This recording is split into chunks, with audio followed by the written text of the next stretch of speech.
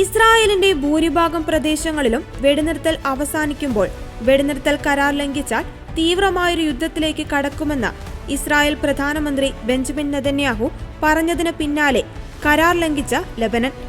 വെടിനിർത്തൽ കരാർ ലംഘിച്ച തെക്കൻ ലെബനനിലെ റോക്കറ്റ് സംഭരണ കേന്ദ്രത്തിൽ തീവ്രവാദ ഗ്രൂപ്പിന്റെ പ്രവർത്തനം ആരംഭിച്ചതോടെ ഇസ്രായേൽ ആക്രമണം നടത്തി. ഇസ്രായേൽ വെടിനിർത്തൽ കരാറിൽ ഒപ്പുവെച്ചതിന് ശേഷമുള്ള ആദ്യ വ്യോമാക്രമണമാണിത്. കരാറിന്റെ വൻ ലംഘനമുണ്ടായാൽ രൂക്ഷമായ രീതിയിൽ പ്രതികരിക്കുവാൻ പ്രതിരോധ സേനയ്ക്ക് നിർദ്ദേശം നൽകിയതായി പ്രധാനമന്ത്രി പറഞ്ഞു. അതേസമയം വെടിനിർത്തൽ പ്രാബല്യത്തിൽ വന്ന ഒരു ദിവസത്തിന് ശേഷം ഹൈഫയുടെ തെക്കുഭാഗത്തുള്ള എല്ലാ നിയന്ത്രണങ്ങളും IDF എടുത്തു കളഞ്ഞിട്ടുണ്ട്.